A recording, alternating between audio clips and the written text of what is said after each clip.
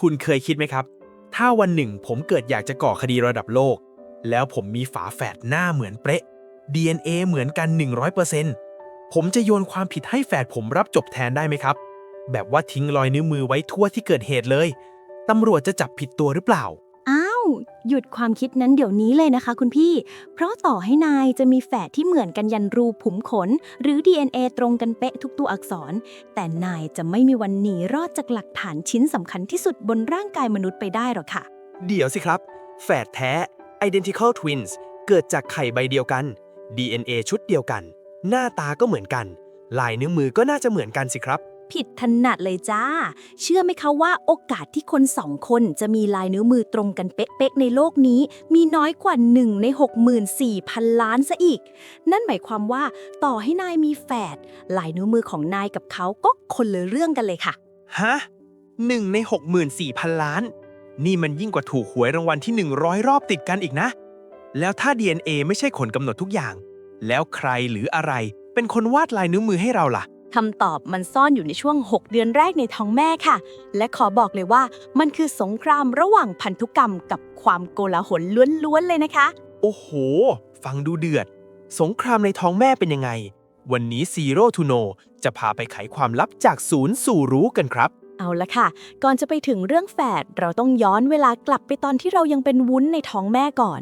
ลายนิ้วมือของเราเนี่ยไม่ได้ปุ๊บปั๊บเกิดขึ้นมานะคะ แต่มันเริ่มก่อตัวตั้งแต่เราอายุครรภ์ประมาณ 10-12 สัปดาห์ โอ้โห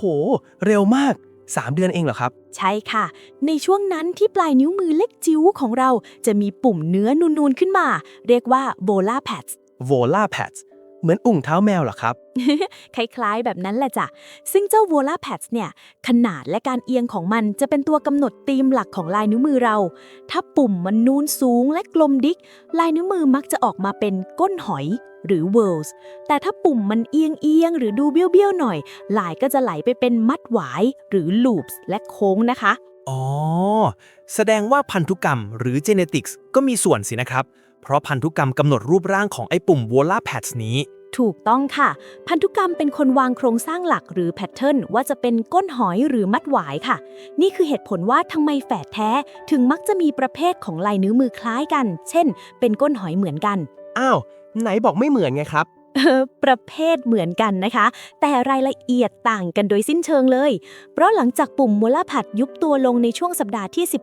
13-16 ความมันระดับจักรวาลก็เริ่มขึ้นค่ะ ความมันยังไงครับ จินตนาการนะคะ ผิวหนังคนเรามีหลายชั้นใช่ไหมคะ ชั้นนอกสุดหรือ epidermis ชั้นในหรือ dermis และชั้นกลางที่แทรกอยู่เรียกว่า basal layer โอเคครับ ทัน มี 3 ชั้นนะ ทีนี้ในช่วงสัปดาห์ที่ 12 เจ้าชั้นกลางหรือ basal layer เนี่ยดันขยันผิดปกติ มันโตเร็วมาก เร็วกว่าชั้นผิวหนังด้านบนและด้านล่าง อ้าว โตเร็วคนเดียว เพื่อนตามไม่ทันมันก็เบียดสิครับ ติ๋งปองนั่นแหละค่ะ ลองนึกภาพนายพยายามใส่เสื้อโค้ทตัวใหญ่ๆ ให้เพื่อนตัวเล็กๆ หรือปูพรมผืนใหญ่เกินไปในห้องเล็กๆ สิ มันจะเกิดอะไรขึ้น พรมมันก็จะย่น มันจะพับงอเพราะที่มันไม่พอ นั่นแหละค่ะ คือลายนิ้วมือของเรา มันคือการพับย่นของชั้นผิวหนัง basal layer ที่พยายามหาที่อยู่เพราะมันโตเร็วเกินไป หรือในทางฟิสิกส์เขาเรียกว่า buckling instability โอ้โห นี่คือเหตุผลที่ลายนิ้วมือเราเป็นร่องนูนๆสินะ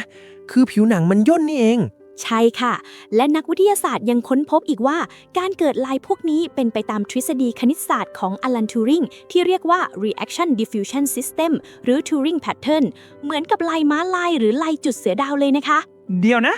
อลัน ทูริงคนที่ถอดรหัสอินิกมาสงครามโลกเนี่ยนะ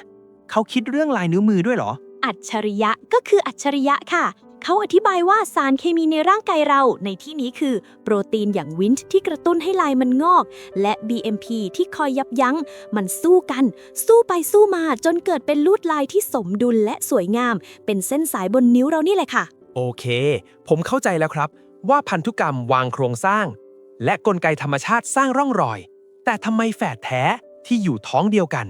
DNA เดียวกันถึงลายไม่เหมือนกันล่ะครับ มาถึงจุดพีคแล้วค่ะท่านผู้ชม จำคำว่า butterfly effect ได้ไหมคะ เด็ดดอกไม้สะเทือนถึงดวงดาว ในท้องแม่ก็เหมือนกันเลยค่ะ ยังไงครับ แม้แฝดจะอยู่ท้องเดียวกัน แต่ตำแหน่งของพวกเขาต่างกันไหมคะ ต่างสิครับ คนหนึงอยู่ซ้าย คนหนึงอยู่ขวา หรือคนหนึงกลับหัว นั่นแหละค่ะ ปัจจัยพวกนี้แหละคือ environmental factors หรือปัจจัยสิ่งแวดล้อม ที่เป็นตัวกำหนดรายละเอียดเล็กๆ น้อยๆ บนนิ้ว หรือที่เรียกว่า minutia หรือจุดลักษณะสำคัญ เช่น แรงดันน้ำคร่ำที่กดทับนิ้วของแฝดแต่ละคนไม่เท่ากัน การสัมผัส นิ้วของแฝดคนพี่อาจจะไปแปะโดนผนังมดลูกหรือไปจับสายสะดือ ส่วนแฝดคนน้องอาจจะกำมืออยู่เฉยๆ และความยาวสายสะดือสั้นยาวไม่เท่ากัน การไหลเวียนเลือดต่างกันนิดหน่อยก็ส่งผลต่อแรงดันที่ปลายนิ้วแล้วค่ะ โห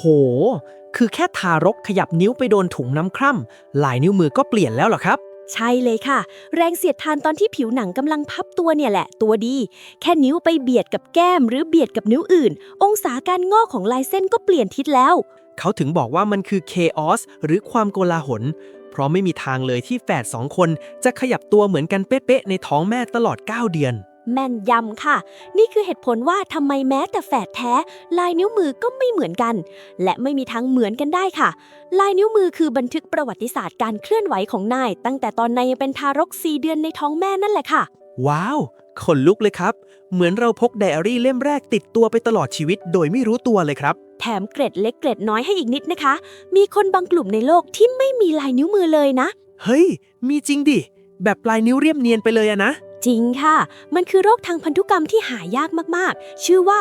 Dermatoglyphia หรือเรียกเล่นๆว่า Immigration Delay Disease หรือโรคตรวจคนเข้าเมืองล่าช้า ชื่อโรคตลกมาก เพราะสแกนนิ้วไม่ผ่านสินะ ใช่ๆ เกิดจากการกลายพันธุ์ของยีนที่ชื่อ SMARCAT1 ทำให้ผิวหนังชั้น basal layer มันไม่ยอมพับย่นตามปกติ ปลายนิ้วก็เลยเรียบกริบ ไม่มีเอกลักษณ์ระบุตัวตน ใครเป็นโจรแล้วเป็นโรคนี้นี่ ตำรวจปวดหัวแน่ค่ะ แต่ผมว่าอย่าเป็นเลยครับ ลายนิ้วมือมันช่วยเพิ่มแรงเสียดทานให้เราหยิบจับของได้ถนัดด้วยนะ ถ้าไม่มีลายนิ้วมือ คงทำแก้วหลุดมือแตกทั้งวันแน่ๆ สรุปแล้วนะครับเพื่อนๆ ลายนิ้วมือของเราไม่ได้ถูกกำหนดโดย DNA เพียงอย่างเดียว แต่มันคือผลงานศิลปะร่วมกันระหว่าง พันธุกรรมที่เป็นคนร่างแบบโครงสร้าง ก้นหอยหรือมัดหวาย ฟิสิกส์การพับย่นของชั้นผิวหนังที่โตเร็วเกินไป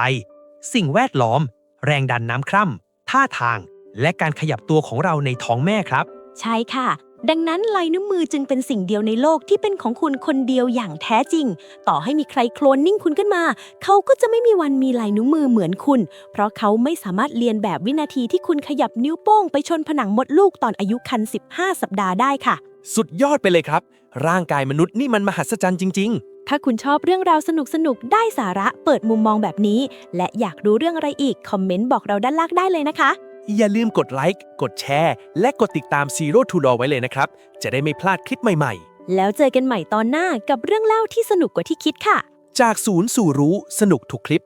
บ๊ายบาย